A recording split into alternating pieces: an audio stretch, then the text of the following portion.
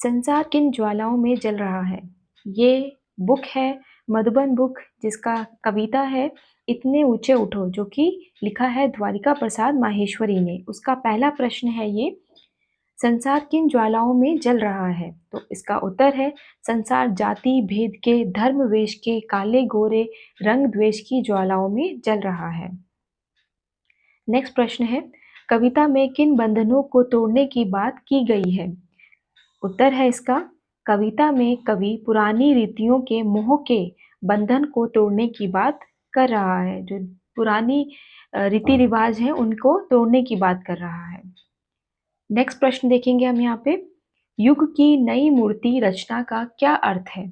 इसका उत्तर है, युग की नई मूर्ति रचना का अर्थ है नए युग को नया रूप देना, कुरीतियों को हटाकर उसे एक सुंदर रूप देना। नेक्स्ट प्रश्न है यहाँ पे, ज्वालाओं से जलते जग में मल्य पवन की तरह बहने का क्या तात्पर्य है।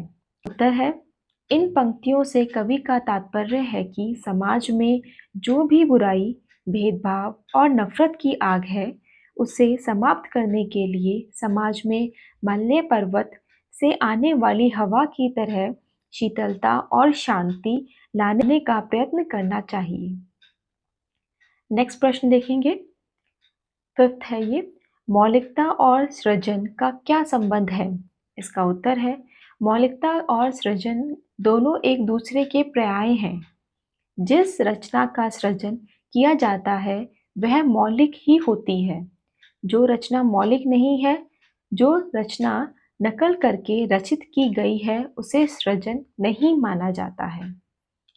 नेक्स्ट प्रश्न है, नेक्स्ट, कवि अतीत से किस पोषक को लेने की बात कह रहा है। इसका उत्तर है, कवि कहते हैं कि हमें अपने अतीत में हुई बुरी घटनाओं को छोड़कर केवल अच्छी बातों को ग्रहण करना चाहिए, क्योंकि ये अच्छी यादें या घटनाएं ही हमारे भविष्य निर्माण में हमारे काम आएंगी। मतलब जो पीछे कुछ भी बुरी घटना हो हमारे साथ हुई है, बुरा हुआ है, उसको छोड़ दो और जो अच्छा हुआ है उसको लेकर अपने साथ चलो और अपने भविष्य का निर्माण करें। नेक्स्ट प्रश्न है यहाँ पे, समाज में परिवर्तन कैसे आएगा। इसका उत्तर है, समाज में परिवर्तन नई विचारधारा से आएगा। जब समाज बुराई, भेदभाव और नफरत से मुक्त होगा तो धरती स्वर्ग जैसी बन जाएगी। ये प्रश्न उत्तर यहाँ पे हमारे खत्म होते हैं। अब है यहाँ पे इन पंक्तियों का भाव स्पष्ट कर। पंक्ति है, सिंचित करो धरा समता की भाव वृष्टि से। तो इसका भावार्थ क्या है। इसका भावार्थ है, कवि कहते हैं कि हमें नए समाज निर्माण में अपनी नई सोच को भेदभाव से ऊपर उठकर सभी को समान दृष्टि से देखना चाहिए।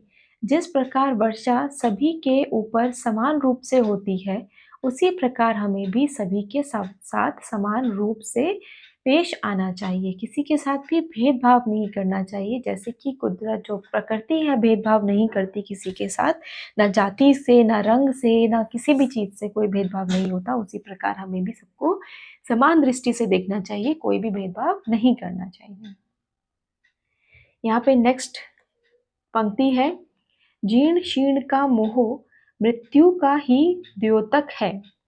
इसका भावार्थ है, कवि कहते हैं कि हमें अपने अतीत में हुई बुरी घटनाओं को छोड़कर केवल अच्छी बातों का ग्रहण करना चाहिए, क्योंकि यह अच्छी यादें हमारे भविष्य निर्माण में हमारे काम आएंगी, जबकि बुरी घटनाएं हमें सदैव पीछे की ओर ही खींचेंगी।